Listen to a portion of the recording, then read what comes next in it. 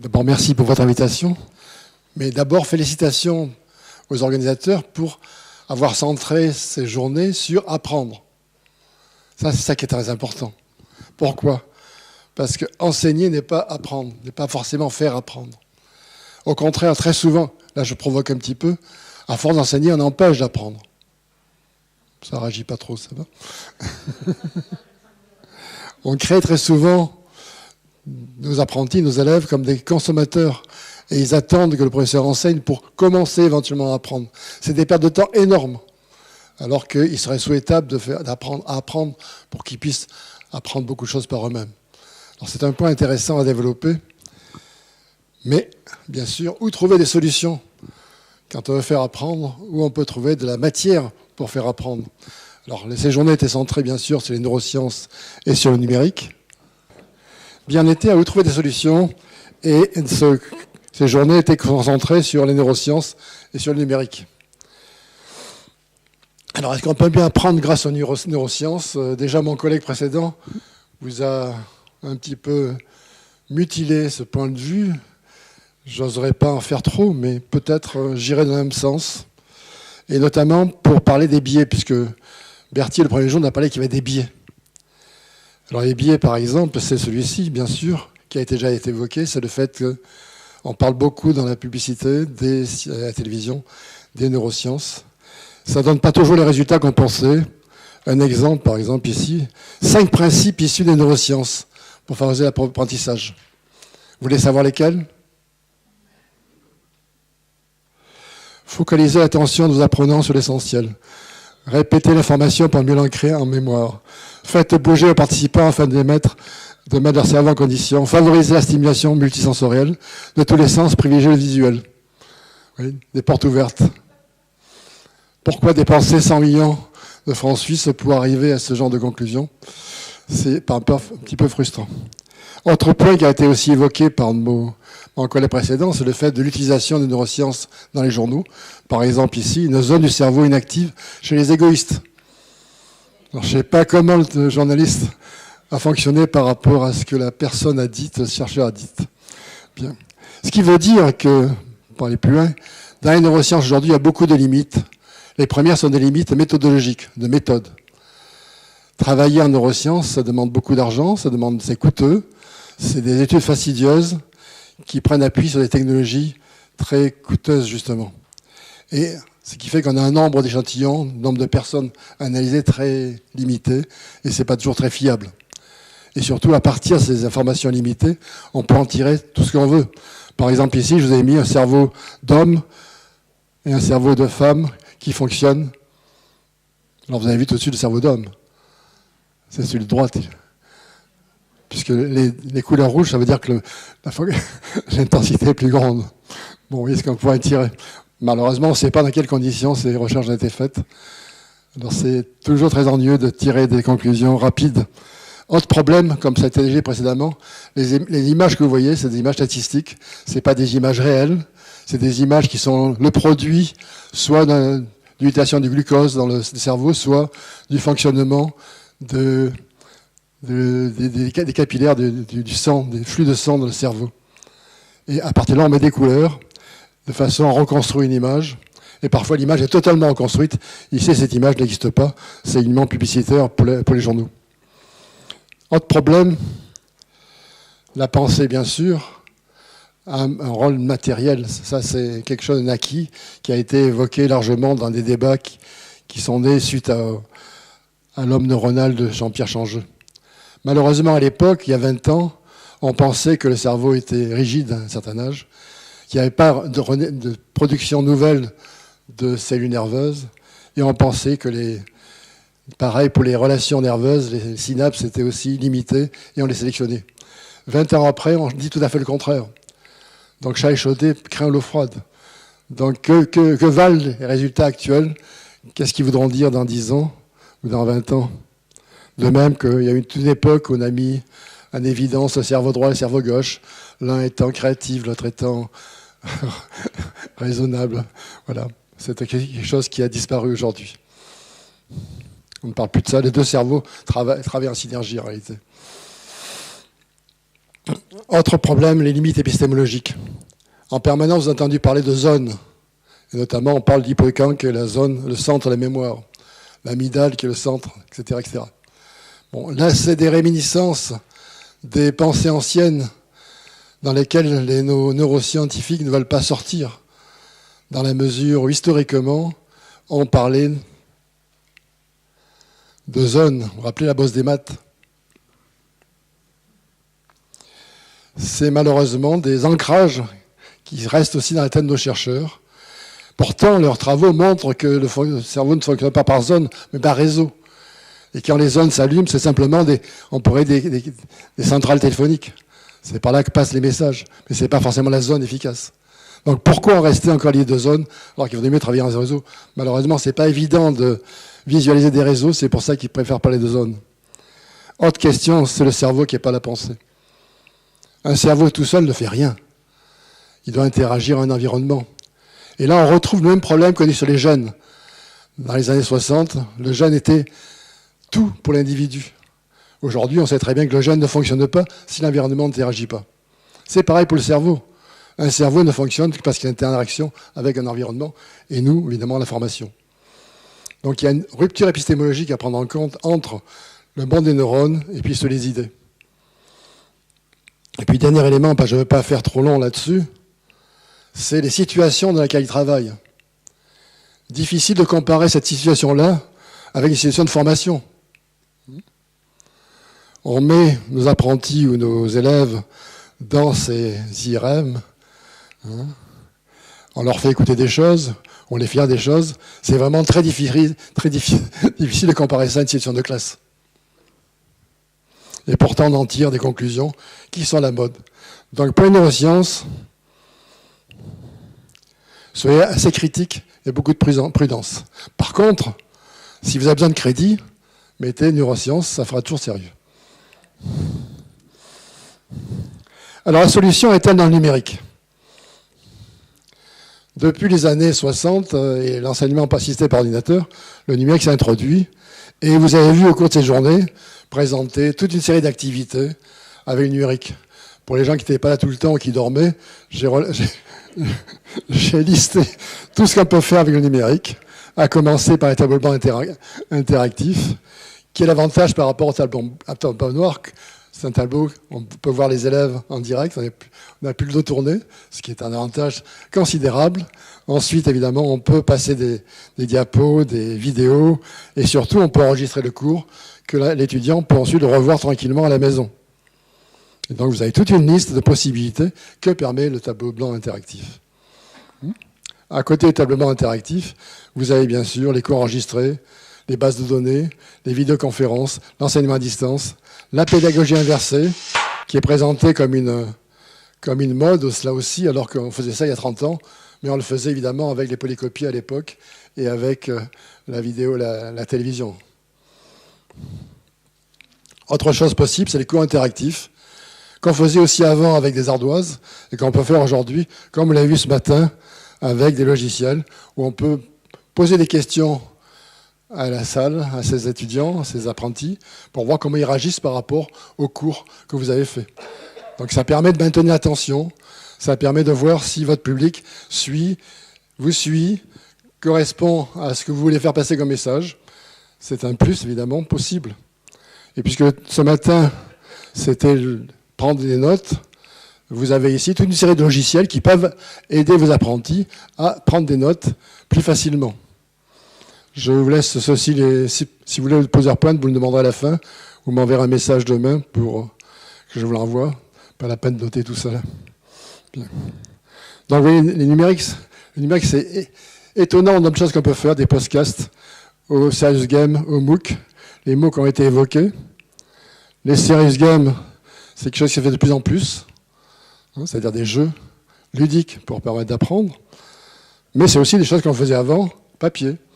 La numérique apporte quelque chose de plus, mais ce n'est pas quelque chose de nouveauté réellement. Bon, vous avez bien vu dans l'atelier hier le Fab Lab, où là aussi, vous pouvez faire des choses nouvelles grâce à des imprimantes 3D. Vous avez même des scanners maintenant qui vous ont été présentés hier pour pouvoir modéliser les produits à faire. Vous avez vu aussi hier ce MIDI programmateur qui est aussi intéressant. Et vous avez vu ce matin la réalité augmentée, hier déjà et ce matin, qui permet de faire de la modélisation et de la simulation. Sans compter les cours collaboratifs, on n'en a pas trop parlé, mais aussi c'est un moyen de faire travailler nos élèves de façon ludique. Ils prennent un artefact, ils prennent un nom en particulier, et ils peuvent ensuite simuler une classe. Alors qu'en est-il du numérique? Où est le biais? Le numérique information peut être vu comme un atout, une champ d'activité nouvelle, qui peut vous accompagner, qui peut vous aider. Tout n'est pas nouveau, mais ça peut faciliter certaines activités. Mais les quelques études, il n'y a pas suffisamment encore, qui ont été faites, ne montrent pas forcément une augmentation de l'apprentissage. C'est malheureusement ainsi. Donc les élèves n'apprennent pas plus ou pas moins avec le numérique.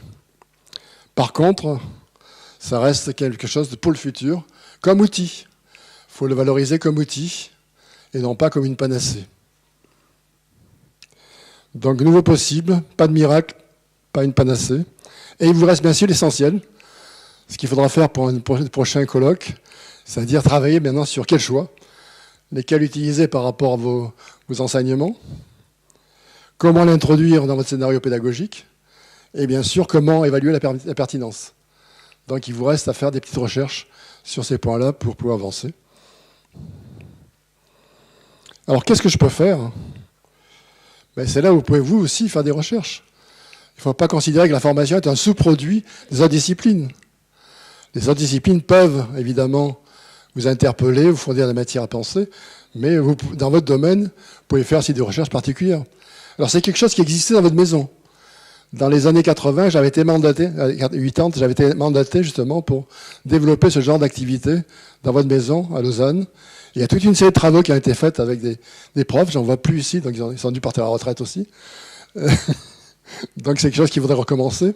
Il y a des travaux intéressants, des mémoires intéressants qui ont été écrits. Je ne sais pas s'ils existent encore dans vos bibliothèques, ça serait intéressant. Comme vous avez ménagé 2 fois, j'ai peur qu'ils soient perdus, puisque moi c'est des travaux qu'on faisait dessous la gare. Et après vous êtes partis un peu plus loin, mais maintenant encore plus loin. Voilà. Mais c'est quelque chose que vous pouvez mettre en place. C'est des recherches faciles, des recherches actions. Déjà faire des bilans de vos activités que vous faites en classe, avec un pré-test, post-test, pour voir qu'est-ce qui a marché, qu'est-ce qui n'a pas marché. Ce qui n'a pas marché, c'est de comprendre pourquoi, faire des hypothèses, et ensuite y remédier. Vous voyez, c'est des petites recherches-actions qui sont faciles à faire. C'est ce qu'en faisaient vos ancêtres, je dirais, vos anciens professeurs, et que vous pourriez reprendre aujourd'hui dans vos propres activités. Alors bien sûr, ici, il y a aussi un autre biais, c'est le fait que très souvent, les formateurs cherchent la bonne méthode, la bonne solution. J'en ai parlé beaucoup hier avec certains d'entre vous, et certains me disaient, mais où est la solution? Quelle est la solution? Malheureusement, il n'y en a pas.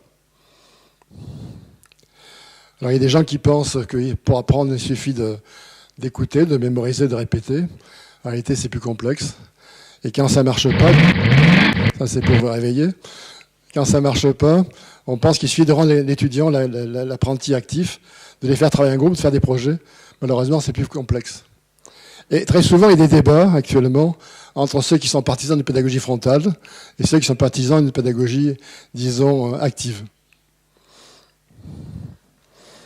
Là, ça nous interroge sur ce que veut dire apprendre. En réalité, le choix que vous avez est beaucoup plus large. Et là, je vous ai listé un petit peu toutes les méthodes qui existent, tous les modèles qui existent par rapport à apprendre, qui sont le fruit de la recherche des années antérieures, depuis 200 ans par exemple. Recherche pédagogique, recherche didactique, recherche en sciences cognitives. Et là, vous avez toute une série de modèles, et certains des intérêts, d'autres des limites. C'est intéressant de les parcourir pour voir qu'est-ce que vous pouvez récupérer dans vos propres classes. Le premier modèle, évidemment, c'est l'apprentissage par réception. C'est celui que j'utilise avec vous en ce moment. C'est-à-dire qu'on pense qu'on fait apprendre en transmettant un message, et là, on n'a qu'à le recevoir et le mémoriser. Alors, j'espère que ça marche. Bon, comme étant le valaisan, ça vient évidemment de l'enseignement catholique. Le deuxième modèle, c'est le modèle par imitation. Et on apprend beaucoup de choses par imitation, notamment quand on est enfant. On apprend aussi beaucoup d'activités dans le sportif. Et puis on apprend aussi par imitation pour avoir des belles reines. Donc c'est aussi un modèle intéressant qu'on peut développer aussi en milieu professionnel. Le modèle par imitation, c'est quoi? Je refais comme l'autre, avec des explications ou pas sans explications. Le troisième modèle, c'est le modèle behavioriste, qui est issu des travaux sur le comportement et sur le conditionnement en particulier. Donc dans ce cas-là, vous n'êtes plus dans la transmission, vous n'êtes plus dans l'imitation, vous êtes dans le conditionnement. Si ça marche, on fait des renforcements positifs, si ça ne marche pas, on fait des renforcements négatifs. Voilà le développement des travaux de Pavlov qui a été repris par Watson et Skinner dans les années 20-30. Un exemple.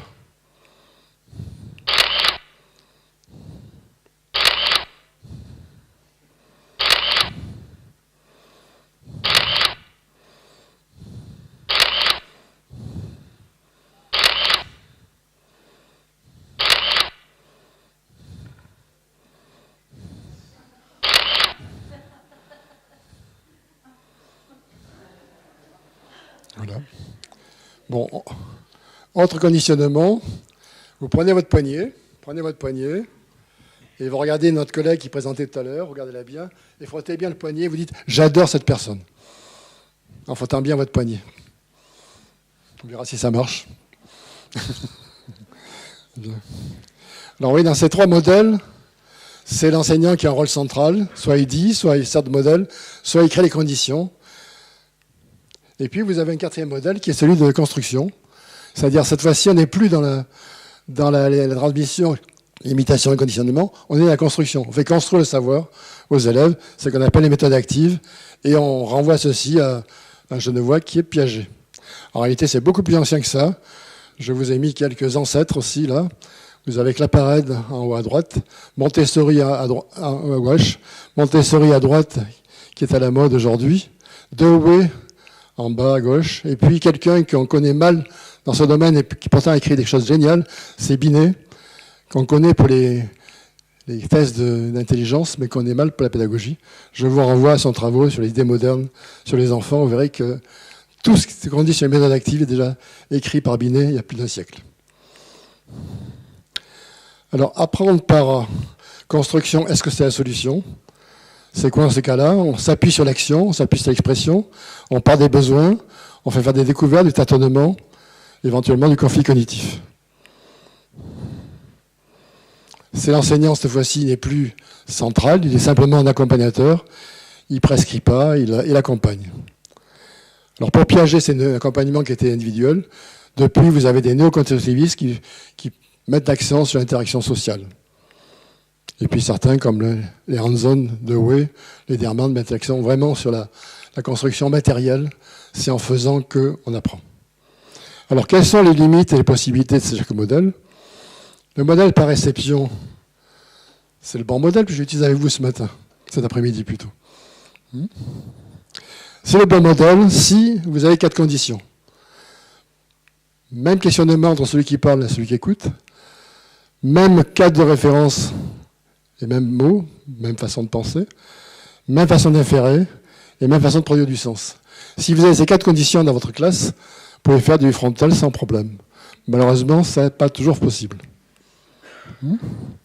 Par exemple, vous parlez de corps.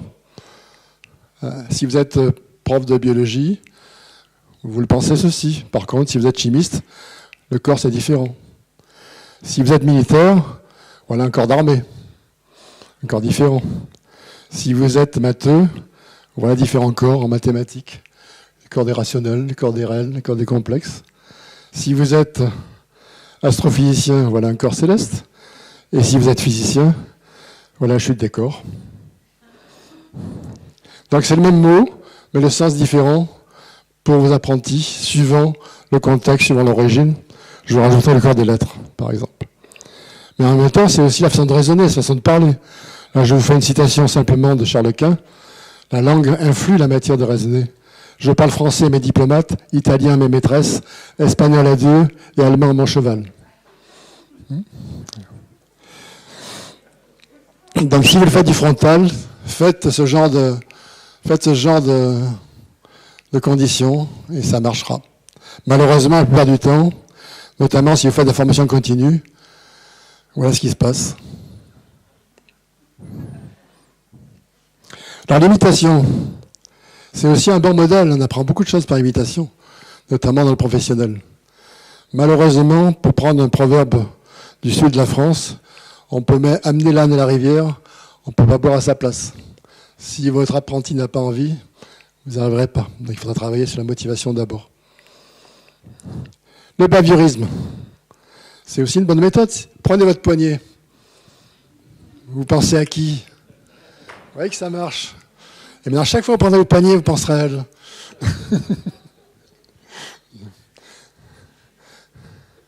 C'est quelque chose pour faire à vos enfants aussi. Si vous voulez plus qu'ils mettent les doigts dans la prise, laissez-les mettre une fois, ils ne le mettront pas plusieurs fois. Voilà. Et on peut apprendre à piloter un avion. Notamment, Boeing faisait piloter les avions par des apprentissages behavioristes. Bon, mais le problème, c'est quand ils sont face à une difficulté, un événement inattendu, malheureusement, ils cherchent dans les bouquins et malheureusement, l'avion tombe avant. Donc, il y a des limites, bien sûr, notamment parce que ça ne prend pas en compte la globalité d'une tâche, ça ne permet pas d'être créatif, et puis ça évite les aspects affectifs ou émotionnels. Alors, est-ce que la solution, c'est de construction? Alors, il y a des essais positifs. Faire bouger les élèves, les rendre actifs, ça favorise les choses, notamment ça favorise la motivation. Il y a moins de bâillements quand on est actif que quand on écoute quelqu'un qui parle. Ça permet d'assimiler ce qui est attendu.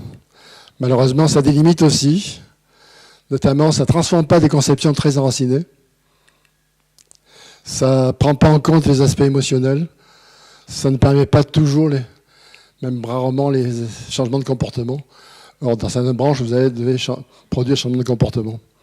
Alors, je ne suis pas sûr de vous convaincre en frontal. Je vais vous proposer un petit exercice pour voir si ça marche avec vous aussi. Qu'est-ce que vous voyez? Un chien, oui. Non, ce n'est pas un chien, c'est un chat. C'est un chat, oui. Des gens qui sont à bac maturité plus zen voient un chien alors que c'est un chat. Vous savez bien que l'image est renversée. Alors, tournez pas la tête, je tourne l'image. Vous voyez le chat? Alors, pour construire, très souvent, il faut d'abord déconstruire nos façons de penser, nos façons de lire le monde, par exemple. Vous voyez? Alors, je ne suis pas sûr de vous convaincre un seul exercice. Je vous en propose un second, plus complexe. Alors, installez-vous bien sur vos chaises. Respirez bien par le ventre. Ça fait partie aussi de l'apprentissage. Voilà. Qu'est-ce que vous voyez? Et c'est le chat qu'il faut voir, voyons. C'est le chat. La dame que vous avez vue n'existe pas, comme dirait Magritte. Ce n'est que l'espace. Son bras n'est que l'espace entre l'étagère et le chat. Son dos, le rideau, et sa belle tête, un pot de fleurs. Oui, les apparences sont trompeuses. Il faut toujours essayer de déconstruire la situation pour comprendre les choses. Si on ne le fait pas, malheureusement, on ne peut pas construire. C'est là les grosses limites du constructivisme. Et on y fait pas toujours attention à les méthodes actives. Ça va très loin parce que parfois on peut ne pas lire, pas savoir lire. Qui ne sait pas lire ici? On va voir. Qu'est-ce qu'il y a marqué? Certains ont déjà vu mes transparents. J-E-U. Alors, puisqu'on est là pour essayer de comprendre, d'apprendre, pourquoi des gens aussi brillants que vous n'ont pas lu un simple mot? Comment lit-on habituellement? On lit par contraste, blanc sur noir, noir sur blanc. Là, j'ai mis les lettres comme le fond, et vous êtes centré sur le blanc. C'est ça le gros problème de l'apprendre en construction, c'est que vos apprentis arrivent avec ce qu'on appelle leur brindation, leur conception en classe. Par les activités que vous leur faites faire, ils peuvent plaquer un savoir. Malheureusement, dès qu'ils vous allez le tourner, ce savoir se décolle. Et ils en reviennent à leur idée principale, initiale. Et c'est là le gros problème que vous avez, c'est la difficulté de faire apprendre. Il ne suffit pas de dire, il ne suffit pas de montrer, il ne suffit pas de faire construire pour faire apprendre. Il faut aller plus loin. Alors, quel modèle pour apprendre? Malheureusement, il n'y a pas de recette. Je vous déçois, il n'y a pas de solution. Mais je ne sais pas, j'arriverai à vous convaincre qu'il n'y a pas de solution, malheureusement.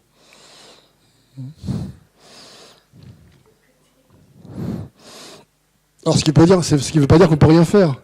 Pensez à la bonne méthode, pensez à jongler avec les méthodes. Si vous avez un geste technique à faire passer, le conditionnement, parfois, c'est très bon. Si vos apprentis ont toutes les références pour vous comprendre, faites du frontal. Par contre, parfois, il faut perdre beaucoup de temps pour motiver les apprentis et pour éventuellement démonter avant leurs idées. Parce que l'apprenti apprend par lui-même. Vous ne pouvez pas apprendre à sa place.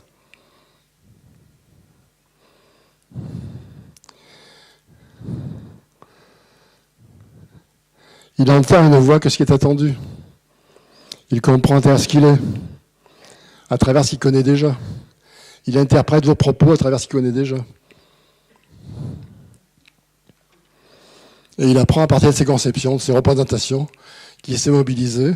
Et très souvent, c'est là le problème, c'est que c'est un obstacle. Vous voyez le paradoxe dans lequel vous rentrez. À la fois, les conceptions sont l'outil pour vous comprendre, et en même temps, c'est l'obstacle, parce que ça les amène à voir autre chose. D'où l'importance de la déconstruction. Alors, comment la réaliser? Parfois, c'est facile, parfois, c'est pas évident. Un exemple de déconstruction.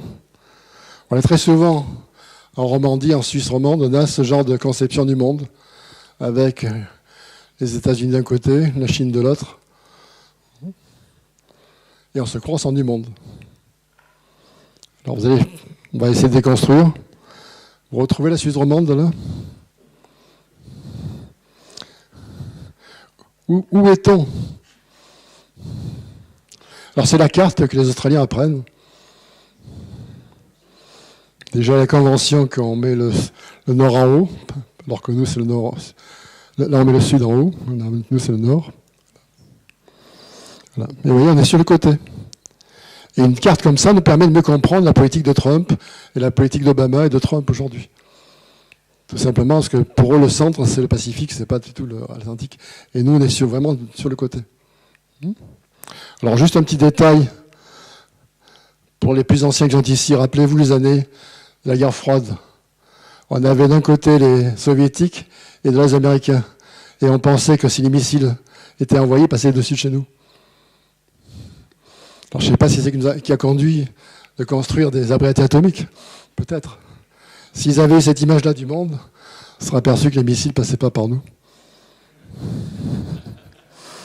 Bien sûr, il aurait fallu avoir cette image-là plutôt du monde. Les missiles seraient passés par le pôle Nord. Vous voyez? Donc si on ne les construit pas, rien ne se passe. Alors que faire pratiquement? Savoir que l'apprenti est auteur de son savoir, c'est pas nous. Il apprend à partir de ses conceptions, qu'il peut mobiliser. En même temps, il doit aller à l'encontre. Il n'y a pas un seul processus, malheureusement. Et la seule chose que peut faire nous, c'est créer un environnement pour l'obliger à changer de conception.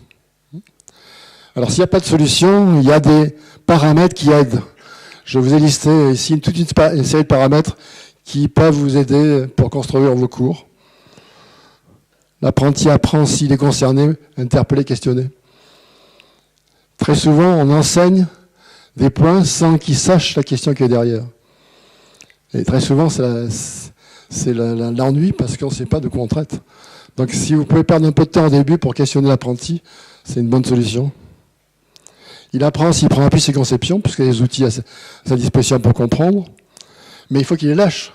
S'il ne lâche pas ses conceptions, il ne va pas pouvoir bouger. Et pour les lâcher, il faut qu'il trouve un plus. Il faut que dans votre cours, il y ait un plus. Vos activités, il y a un plus. Alors ça dépend, ça peut être d'intérêt, ça peut être du plaisir, ça peut être du sens. Et pour les lâcher, il faut de la confiance aussi. Confiance en soi, confiance à la situation, confiance au prof. Là, c'est des choses sur lesquelles on pourra revenir par la suite. Comment développer la confiance de soi chez nos élèves? C'est souvent oublié en classe. Pour apprendre, il faut se confronter. Pour apprendre, il faut faire des liens. Pour apprendre, il faut trouver des aides à penser, des métaphores, des analogies. Aujourd'hui, je propose quelques métaphores pour vous amener à réfléchir sur apprendre, par exemple. C'est des béquilles qui nous aident à comprendre. Pour apprendre, il faut ancrer les données. Nos apprentis, aujourd'hui, sont perdus dans une foule d'informations. Et c'est intéressant de discuter entre vous des savoirs un peu phares pour lesquels on pourrait regrouper les informations.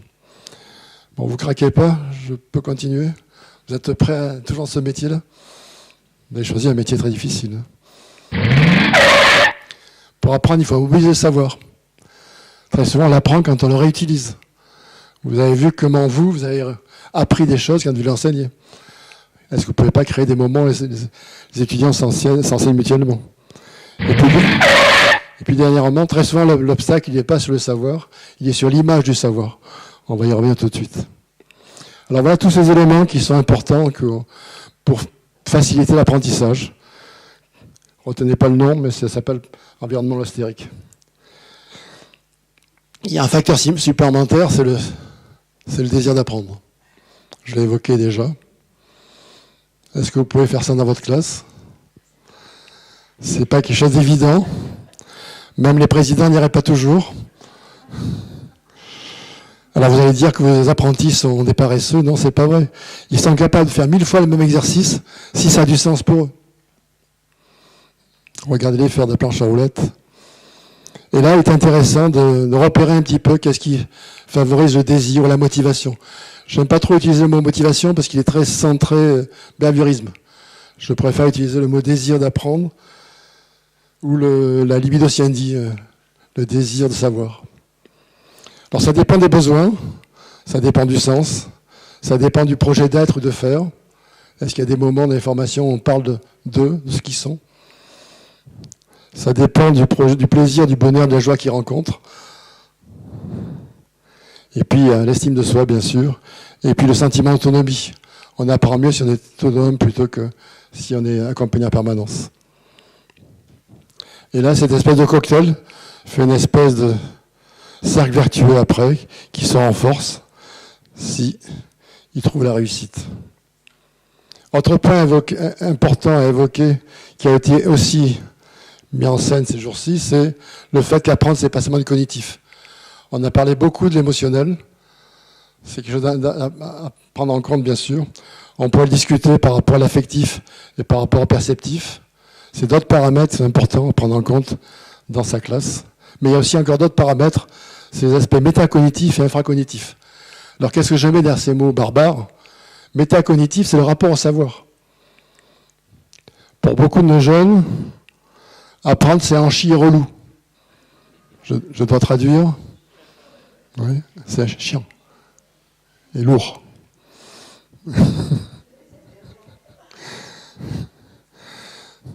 Et là, il y a des moments où il faut travailler non pas sur le savoir lui-même, mais sur l'image du savoir, à commencer par les mathématiques. Nos apprentis bloquent sur les mathématiques. Alors, les mathématiques, c'est bête comme chou. Je dis ça pour les profs de maths qui sont ici. C'est des algorithmes surtout. Mais malheureusement, l'image des maths, c'est ça qui crée le problème. Et donc, il faudrait faire une thérapie sur les maths avant de faire des maths. Bien. En plus, si vous avez de la formation continue, vous avez des gens qui vous disent j'ai pas appris l'école, c'est pas 50 ans que je vais commencer à apprendre. Donc l'obstacle, vous voyez, il n'est pas sur le savoir lui-même, il est sur l'image du savoir. Ça peut être l'institution, par exemple. Le rapport à être apprenti. Heureusement, en Suisse, vous avez un rapport qui est meilleur que celui de la France. Mais en France, par exemple, les apprentis bloquent sur l'image de l'apprenti. Ensuite, par contre, c'est un passage très intéressant. Et autre obstacle à prendre en compte, les obstacles infracognitifs. Ceux qu'on n'interroge jamais. Nos évidences, nos raisonnements intimes. Et on a plein de rituels qu'on n'interroge jamais. Par exemple, en Europe, on est très cartésien. Si c'est l'un, c'est pas l'autre. Et là, nos matheux nous le renforcent en disant, si ça, c'est pas B. On a du mal à comprendre ceci. C'est bon ou c'est mauvais. C'est vrai ou c'est faux. Alors que très souvent, ça dépend du contexte. L'ozone, par exemple, c'est très bon en atmosphère, c'est très mauvais en basse atmosphère. En haute atmosphère, c'est bon parce que ça protège des UV. En basse atmosphère, c'est très mauvais parce que c'est un hyperoxydant. Oui. Donc le produit en soi n'est pas bon ou mauvais, ça dépend. Mais malheureusement, en Suisse, mais de façon générale en Europe, c'est ou l'un ou l'autre. On fait des raisonnements linéaires. Ce produit agit bien, jamais plus. On n'a pas l'idée d'optimum, par exemple. Ce produit n'agit pas tout de suite, il n'est pas efficace. Puis des évidences premières. Pour les gens, je mange tout naturel, ça ne fait pas grossir. Ou je mange bio, pas de problème. Malheureusement, ce n'est pas aussi simple. Donc pour avancer, évidemment, il faut avoir des outils. C'est là où vous pouvez développer des petites recherches sur les conceptions qu'ont vos apprentis sur les savoirs que vous enseignez. Et surtout, il faut les accompagner à déconstruire, mais pas seulement. Et là, on voit que la difficulté du métier de formateur, parce que apprendre, c'est complexe, et c'est surtout paradoxal. En réalité, l'apprenti déconstruit réellement s'il a construit autre chose à la place. Et si ce savoir-là est plus efficace que le premier, autrement il ne lâchera pas son idée initiale. Oui. Donc pour ça, évidemment, il faut des ressources qu'on pourra discuter pour se transformer. Et c'est là où on voit la difficulté d'apprendre et le fait qu'on a du mal à faire passer ce message-là en France, en Suisse, en Italie, en Belgique, tout simplement parce qu'on est cartésien. Alors que d'apprendre, tout est antagoniste. Et il faut tenir en tension des choses contradictoires. Je vous en ai laissé un certain nombre ici. On apprend seul et pas tout seul. C'est l'élève qui apprend. Mais pour apprendre, il doit être en interaction avec une situation pédagogique. Il apprend avec ses conceptions, mais il doit aller contre. Son cerveau, et ça c'est un des apports des neurosciences aujourd'hui, est plastique. À tout âge, on a la possibilité de fabriquer un nouveau neurone, mais en même temps, nos pensées sont rigides. Il faut maîtriser, mais en même temps, il faut quêter. Si on maîtrise trop, on ne bouge pas. Il faut douter, mais si on doute totalement, c'est le suicide assuré. Il faut douter avec confiance. Il faut être perturbé et accompagné. Voyez.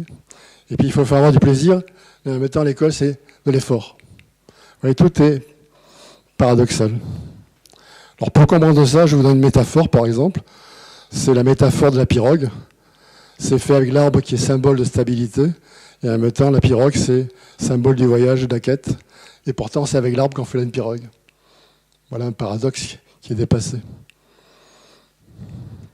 Alors, ceci nous amène à un dernier point. C'est le rôle du maître, le rôle du professeur, qui, avec le numérique, qui, avec les apports des sciences cognitives, la didactique, des différentes choses, change aujourd'hui. Historiquement, c'était un transmetteur de connaissances. On pensait en faire qu'un accompagnateur. En réalité, c'est un metteur en scène, c'est un metteur en savoir. C'est lui qui crée les conditions pour faire apprendre. Et un metteur intervient en soutien. En soutien, ça veut dire qu'il faut repenser l'évaluation autrement. Jusqu'à présent, l'évaluation, c'est on fait le cours, on évalue à la fin, on fait quelques mots de commentaire et on passe à autre chose. L'évaluation pourrait être un outil d'apprentissage. Ça permettrait de repérer où sont les difficultés. Et après, on pourrait faire travailler les étudiants, l'apprenti, sur ces difficultés. Parce que s'il y en a 4, je ne sais pas, vous notez sur 6, je pense. Donc s'il y en a 4, c'est quand même un tiers du savoir qui n'est pas acquis. Et s'il y en a 2, alors c'est pire. Mais, vous voyez, pourquoi ne passer à autre chose alors qu'il faudrait travailler ces choses-là? Et l'évaluation, c'est repérer où sont les difficultés, où sont les obstacles. La faute ne devrait plus être une faute, mais d'être un outil pour apprendre. C'est en repérant les obstacles qu'on peut créer des situations qui aident à avancer. Ça, c'est le soutien du maître. En même temps, créer le désir d'apprendre, bien sûr. Et fournir l'environnement pour apprendre. Et puis, en même temps, être un repère. Alors, voilà tous des points sur lesquels... C'est fini les bruits. C'était juste pour vous réveiller toujours. Parce que je sais qu'en fin de colloque, on est toujours fatigué. Voilà. Alors tout ça, c'est évidemment tous les points que vous pouvez développer par la suite. Donc on reste sur notre fin, si vous voulez. Et maintenant, c'est à vous de jouer, bien sûr. Sachant que votre travail est vraiment paradoxal. Attention à la bonne conscience. Et puis le chemin est long. Mais il faut le faire. Quoi que tu fasses, c'est dérisoire, mais c'est essentiel de le faire. Voilà. Alors maintenant, je suis à vos questions. Si vous voulez aller plus loin, je vous ai mis toute une série de documents qui peuvent vous intéresser. D'abord Mormol, parce que la meilleure question sera demain. Parce que dans apprendre, il y a un paramètre supplémentaire, c'est la nuit. C'est la nuit réellement qu'on apprend. Donc c'est demain que vous aurez les bonnes questions. Donc vous avez mon mail pour m'envoyer vos bonnes questions. C'est aussi pour ceux qui veulent le PowerPoint par le mail pour le recevoir en retour. Je vous ai mis aussi mon site et puis d'autres références de bouquins qui sont traduits en différentes langues, vous voyez.